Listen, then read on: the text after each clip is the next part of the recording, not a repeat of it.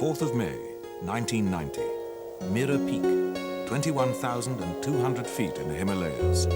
Dave Musgrove, Neil McLachlan and John Dove broke a world record.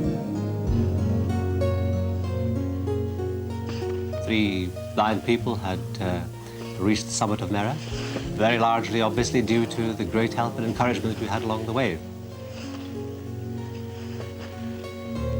We wanted to climb the highest mountain that had ever been climbed by blind people. It's a record, yes.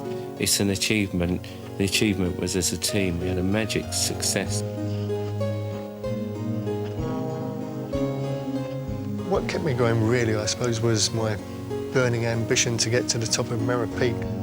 There were times when I really would have liked to have just sort of stopped, but no, I couldn't do it. You know, I went there to get to the top of Mera Peak, and I wasn't going to come back without doing it.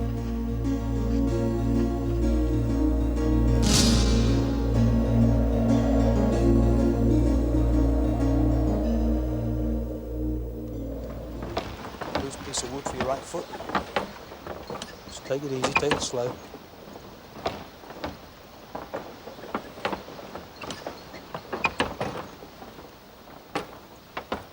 The suspension bridge was fantastic. I really enjoyed that. And when we crossed there was a load of Shapani girls, I think that's how you call it. And they were singing and laughing and talking to us. We couldn't understand a word of it, but going on from there today, as we came through a small tea house area, they were there, and one of them actually grabbed my arm to sort of say hello, which was really sweet of them, you know. Thought it was good. What were they singing about? I'd shut it, I think.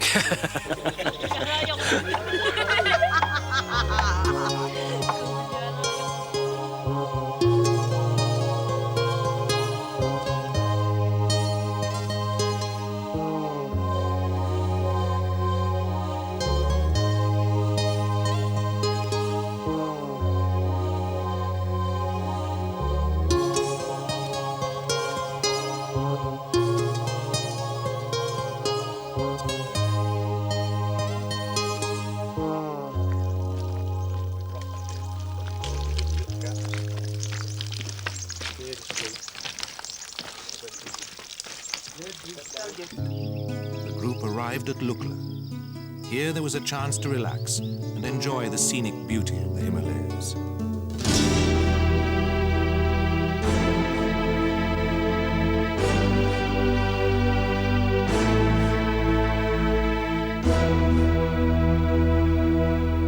When I was quite young, about 11 or 12, I'd seen a film called The Conquest of Everest, and it was the first film that I'd seen.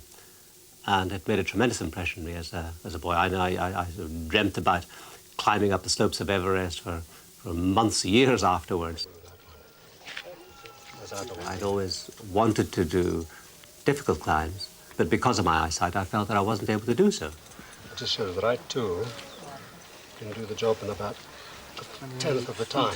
The real challenge was about to begin. It was time for the crampons to be fitted on the snow boots and to prepare for serious mountaineering. The difference between this expedition and other expeditions that we've done in the past, namely Mont Blanc 2 years ago, is the tremendous heights that we're working at now. I mean, this pass we're going to go over tomorrow is almost the height of the Mont Blanc summit.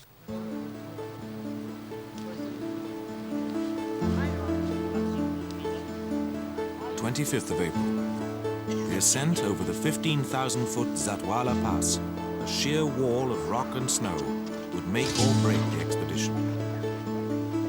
As the air was getting thinner, it was getting harder to breathe. Each climber was aware that his failure to perform would jeopardize the progress of the whole.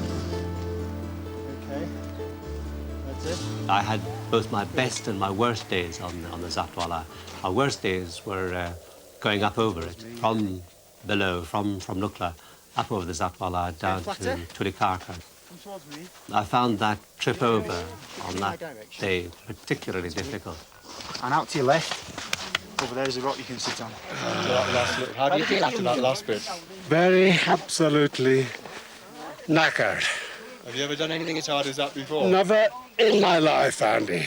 Do you ever want to do anything as hard as that again? think it's the time that people with cameras ought to go away.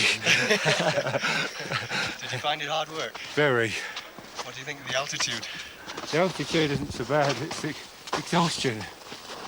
John, now that you got your breath back a bit, would you like to tell us what you thought of that?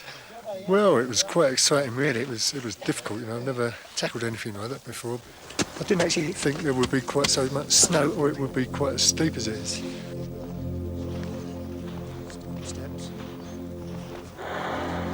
When we got to the summit of the Zatala, the weather turned rather nasty. It began to snow and there was thunder and lightning in the air, and I'm sure at that stage it was only going to be quite a short time down to Tulikarkar below. But I don't know what time I arrived at Tulikarkar, but it must have been about 5 o'clock, I think, 5:30 perhaps. Seemed to have been going for an incredibly long time, and I was absolutely exhausted. Neil's group was 2.5 hours late. The rest of the team waited anxiously for their arrival. I think it's been amazing what they've had to cope with today. They've had everything thrown at them. They've had snow, ice, very steep ascents.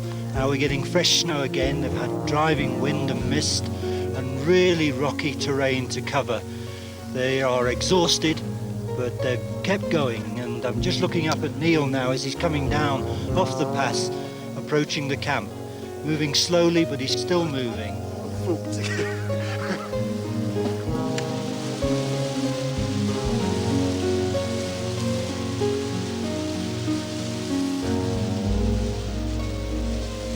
Inku Valley lay ahead. A 7-day journey through it towards Mera Base Camp seemed like an ancient rite of passage. Once inside the steep, isolated valley, the group would be virtually cut off from civilization. Each person was deeply affected by the Inku's remoteness and wild beauty.